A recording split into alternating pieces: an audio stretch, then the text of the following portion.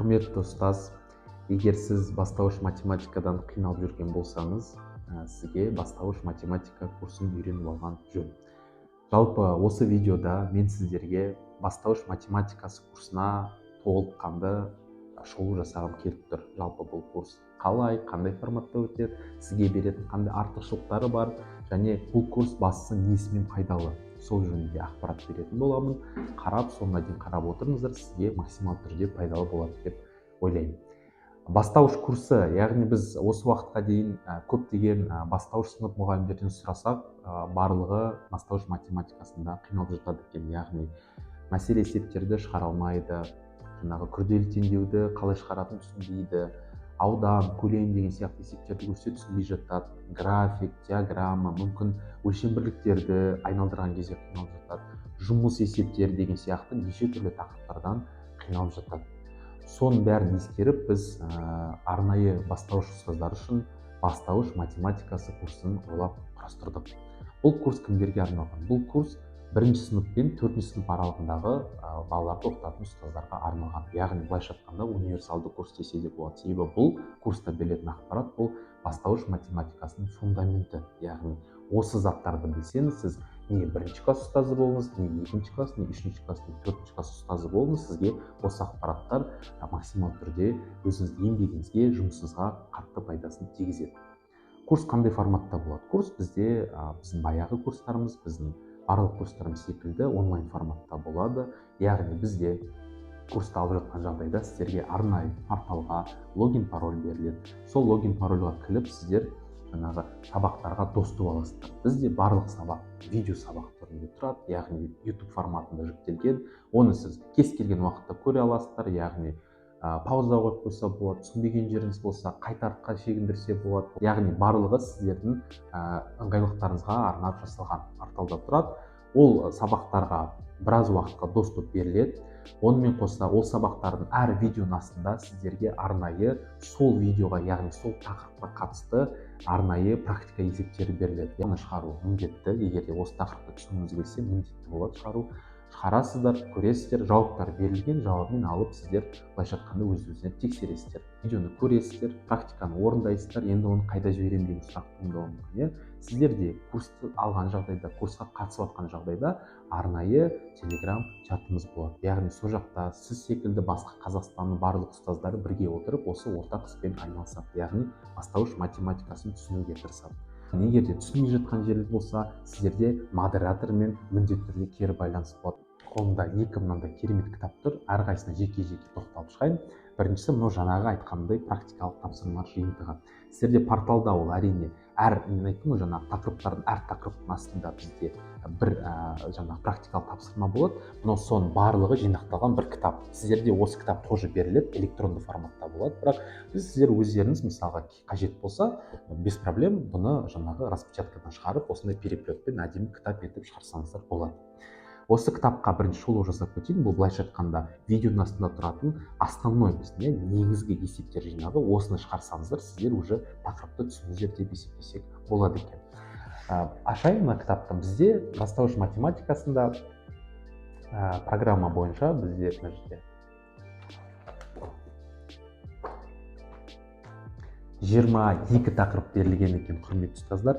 18 тақырыбы бізде ол басты тақырып болады, математикаға арналған, және 4 тақырып ол бізде бонус тақырып болады. Бонус деген ол жаңағы сізге сабақ өткен кезде бір былайша айтқанда жаңадан бір тәсілдер, есептеу тәсілдері, санау тәсілдері, оңай есептеу тәсілдері. Бұл сабаққа былайша айтқанда кішкене ерекшеленіп беру, болмаса кімде-кім ақылы курстар өткізіп жүрсе, соған қосуға әбден керемет бір тәсілдердің бірі. Әр тақырыпқа жеке-жеке тоқталып шығайын. Бұл видеода толыққанды ап жүр болады, жаңа уәде берген болатын. Бірінші тақырып бізде ол сан разрядтары және класы. Яғни бұл жерде балалар көбінесе қиналатында бізде ол жаңағы цифрный санды шатастырады. Класстар деген не, разряд деген не, сонымен қиналсақ, осы тақырыпта толыққанды біз бірінші айырмашылығын түсінеміз, ол не деген, және оларды қалай шығару керек, соған қатысты видео түсіндірме болады және мысалдар болады. То есть қалай шығару керек екенін көрсетеді.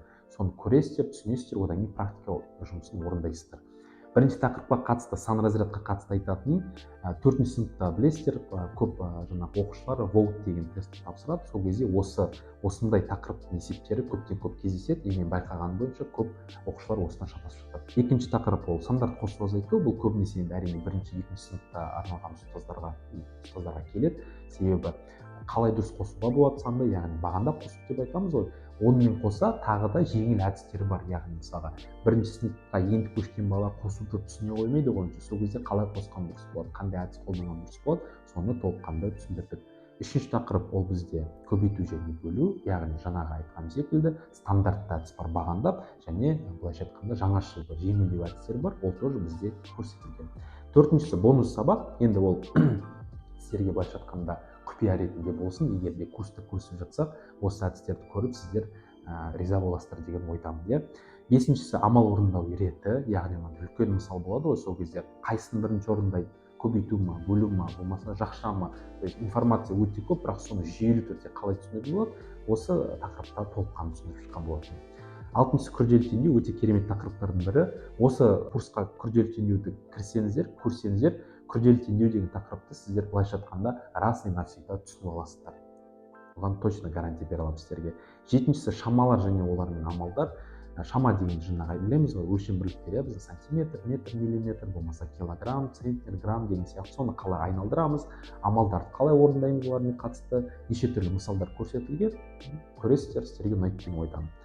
Байқап көрсеңіздер, мен қазір айтып жатырмын тақырыптарды, бізде әрбір 3 тақырып сайын бізде бонус сабақ деп жатыр екен. Келесі 8-ші тақырып бізде тағы да бонус сабақ, оны біз жаңа айттық, құпия болсын, сондықтан келесі тақырыпқа көше берейік. 9-ші тақырып аудан, периметр және көлем. Яғни білеміз, біз деген аудан бар, көлем бар және периметр бар. То есть соны қалай шығарады, қандай есептер түрі бар, соған біз тоқталатын боламыз. 10-ші есеп уже сіздер көптен күткен былайша айтқанда мәселе есептер ғой, соны тәуелділік есептері деген бір бөлігі бар. То есть мәселе есеп деген вообще ол үлкен зат қой, негізі ол андай түрі бар, қозғалыс түрі бар, жаңа қандай түрі бар деген сияқты. Сондықтан мен оны былай поэтапно бөлдім. Біріншісі тәуелділік есептері, то есть былайша айтқанда шамалар бір-біріне тәуелді болған кезде қалай жасау керек, соны біз көрсеттік. 10-ші тақырып өте бір ауқымды тақырыптардың бірі болып тұр. Түсініп алсаңыздар, сізге сабақ бергенде кәдімгідей жеңіл болады. 11-ші тақырып қозғалыс есептері, тоже основной сабақтың бірі. Яғни бізде білесіздер ғой, бір бағытта қозғалыс бар, қарама-қарсы бағытта қозғалыс бар, қуып жету дегені бар, болмаса кездесу жылдамдығы деген сияқты бізде түсініктер бар. Соларға былайша айтқанда толықтай каждый момент, каждый ситуация қарастырдық, айырмашылығын түсіндірдік и в принципе жақсы тақырып болып шықты. Тағы да бонус сабақ, оны аттап кетейін. 13-ші тақырып қосынды еселік мәселесі. Бұл да мәселе есептер, то есть қалай шығарамыз, жаңағы линия көрсетіп шығаратын бар, диаграммамен шығаратын бар. Оның бәрі курста көрсетілген, өте жақсы әдістер бар. 14-шісі екі айырма арқылы санды табу. 13-ші тақырып сияқты тоже мәселе есептің бір түрі, бірақ айырма берілсе қалай шығарамыз. Оның барлығы мен айтып жатқан мәселе есептерге қатысты. 15-шісі пайыз есептері, маған өте ұнайтын тақырыптардың бірі. Бізде мынандай үлкен проблема бар. 4-ші сыныпта пайызға қатысты азғантай ғана ақпарат береді, 5-ші сыныпқа көшеді ғой бала, сол кезде пайыздарды сразу бастап кетеді и балада былайша переход болғанда түсінбей жатады да пайыздасуға. Осы жерде мен пайызды қалай түсіну керек, то есть қалай жеңіл есептеуге болады, ең алдымен соны көрсетіп шыққан болатынмын. Өте күшті әдістер бар, қарап көресіздер. Бонус сабақтағы да аттап кетейін.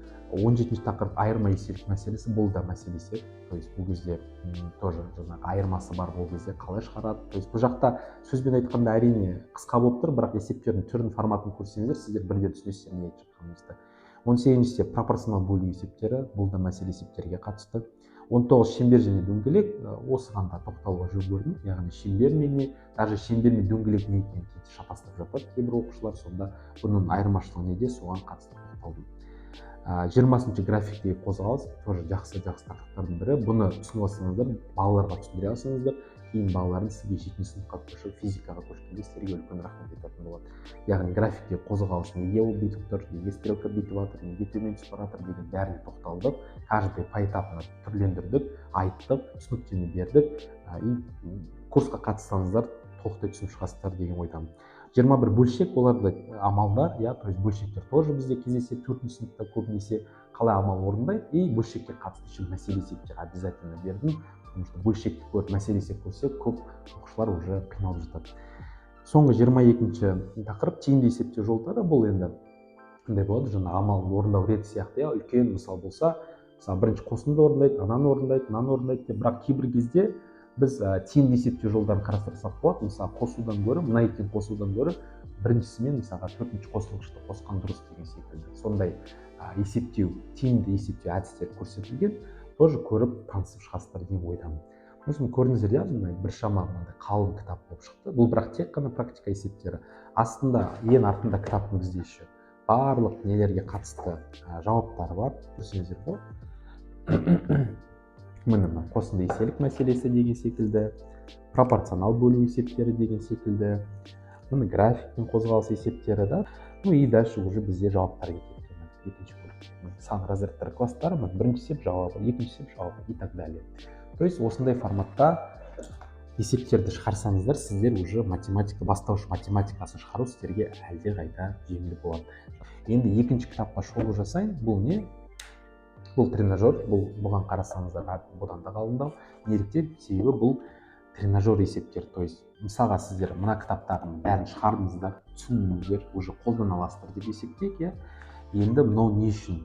Бұл сіздер тақырыпты одан ары түсіну үшін, одан ары көбірек есеп шығару үшін, болмаса даже сабақта мысалы есеп жоқ, қайдан аламын, интернеттен іздеймін демейсіздер. Міне, пожалуйста, дайын база задач орысша айтқанда, аласыздар, мысалы тақырып өтіп жатса, графиктегі қозғалыс, пожалуйста, ашасыздар графиктегі қозғалысты да, и мысалы мына жерде үлкен не болып тұр, тары болып тұр, ашасыздар, міне аласыздар да қолданасыздар. Біраз есеп. Әр тақырыпқа бізде мына жерде айтылған 20 есептен берілген. Ол в принципе біразға жетеді.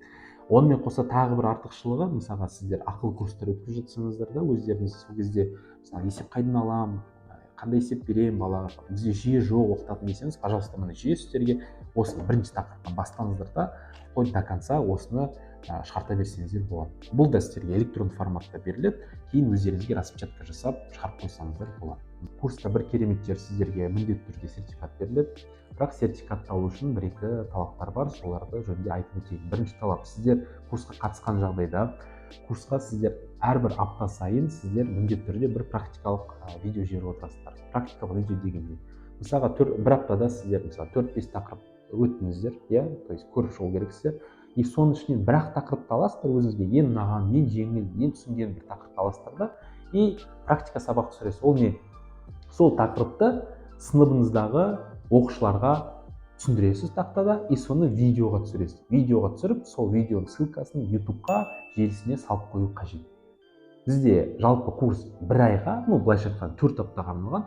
4 аптада сіздерде 4 практикалық видео болуы тиіс. Тағы бір зат бар, ол ашық сабақ деген зат бар. Ашық сабақ дегенде, яғни осы курстың бәрін бітеміз ғой, біз 4 апта бітеді, содан кейін міндетті түрде былайша айтқанда осы курсқа шолу жасау керек та, то есть ашық сабақ, біз, кстати, курсқа қатысқан барлық ұстаздарға ашық сабақ өту сценарийін береміз полностью да. Не істеу керек, мына кезде не айту керек, мына кезде не істеу керек, қандай презентация өтемін, не өтемін, тіпті даже ойын форматын біз ойластырып құрастырдық. Ол да сіздерге беріледі, полный сценарий, полный былайша айтқанда көрнекіліктер, сіздер жақсы көресіздер, сондай бәрі дайын болған, барлығы тұр сіздерде, просто алып сол сценариймен өтіп шығасыздар. Содан кейін жаңағы сізбен бірге кері байланыста болатын модератор қабылдайды, и қабылдағаннан кейін сіз өзіңіздің жаңағы сертификатыңызды аласыз. Бастауыш математикасын қиналып жүрсеңіздер, жаңағы білмеймін, жүйе жоқ, мәселе есеп қиналамын деген сияқты болсаңыздар, сіздерге осы курсқа келуді ұсынамын. Бастауыш ұстаздарға арналған осындай курсты біз ғаламат мектебіне бірге құрастырдық, и енді соны барлық бізде Қазақстандағы ұстаздарға ұсынуды жөн көріп отырмыз. Егер сұрақтарыңыз болса, осы видеоның астына комментарийға жазсаңыздар болады. Жалпы курс осындай форматта өтеді. Менің ойымша барлық ақпаратқа тоқталып шықтым. Курста көріскенше сау болыңыздар.